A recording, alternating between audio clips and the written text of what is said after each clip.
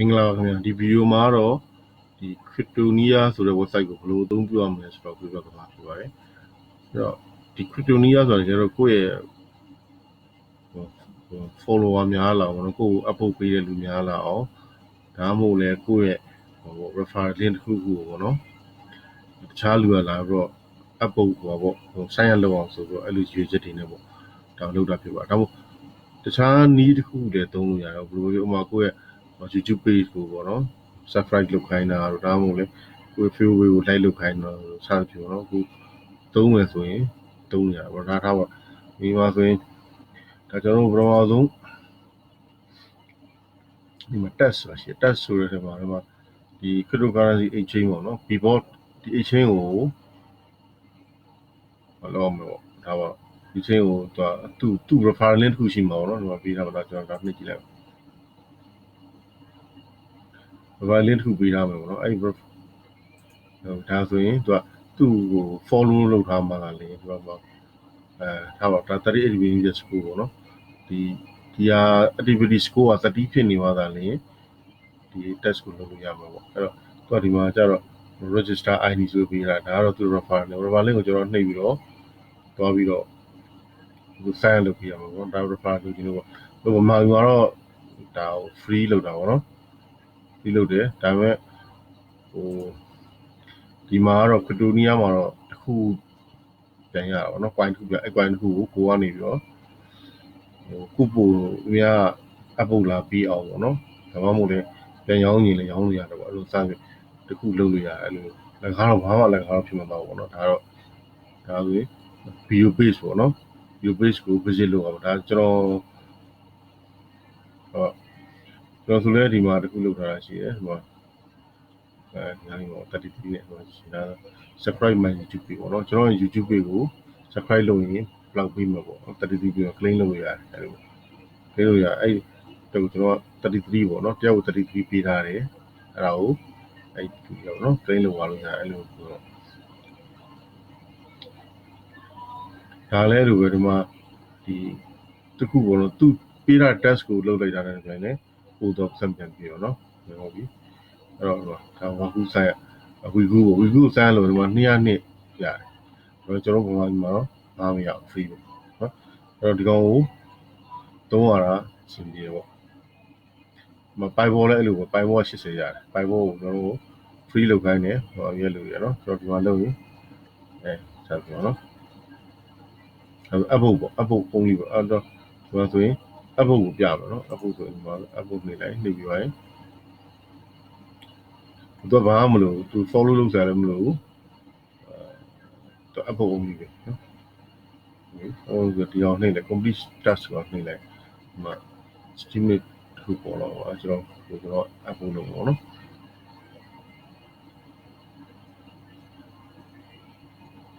ဟုတ်သူ upvote လုပ်တဲ့အခါမှာကျွန်တော် free version upvote ဒါ17ရာခိုင်နှုန်းနဲ့ဆိုတော့တော်တော်များ1050သုံးပါတော့အဲ့တော့17ရာခိုင်နှုန်းရထားပါကျွန်တော်သူ့ကို upvote လုပ်လို့ဆိုကျွန်တော်နော်ကျွန်တော်ရဲ့ဟို simple လေးသုံးပါ50ရာခိုင်နှုန်းနဲ့ upvote လုပ်တာ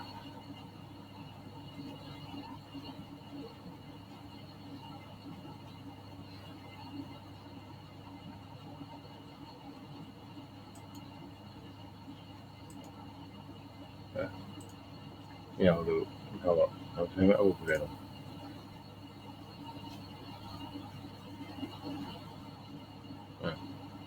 အဲ့ဒီည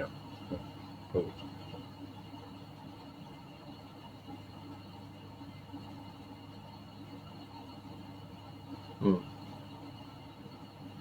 အဲ့တော့ဒီလိုလုပ်ပြီးသွားရဆိုလို့မှာ yes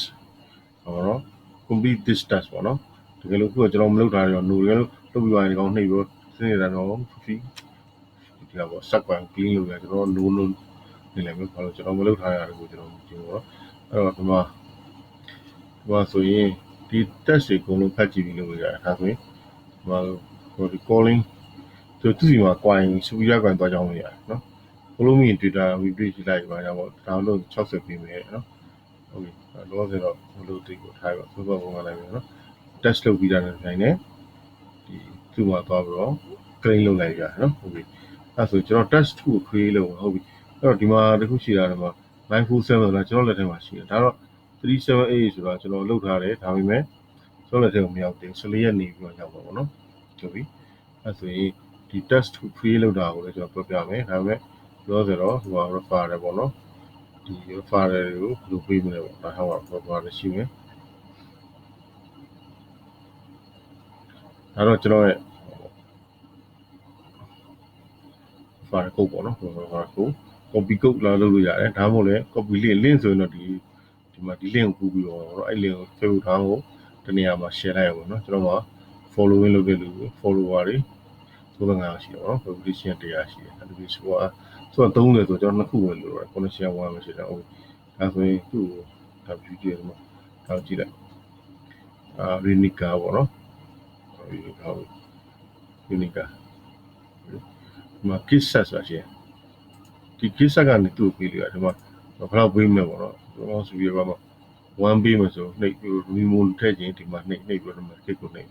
အဲ့တော့ထားပါသူ့ကိုမလုပ်ဘူးဗမာတွေကတယောက်ပေါ့နော်ငင်းချမ်းပေါ့နော်ငင်းချမ်းတယ်ဒါကကျွန်တော်ဒီမှာ 70.5 ဆိုတာသူ test လုပ်ထားတဲ့ဟာတွေကကျွန်တော်ပဲဒါဆက်တော့ဆက်ရလုပ်ရင်100ရတယ်နော်100ရတယ်သူ့မှာ refer ရတယောက်ရှိတယ်သူ point အဲ့ဒါဆို19.5ရှိတယ်သူ test တွေလုပ်တိုင်းမှာကျွန်တော်ပြီးတော့ဟိုနည်းတော့လားသူကျွန်တော်ပြီးလာတယ်ဆိုတော့တန်းဆက်လောက်တော့ပြီးလိုက်ပြီပြီးလို့ရတယ်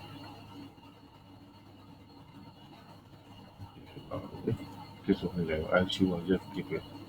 အခုတန်းအချို့ပဲရောက်အောင်နော်ကျွန်တော်စီမှာ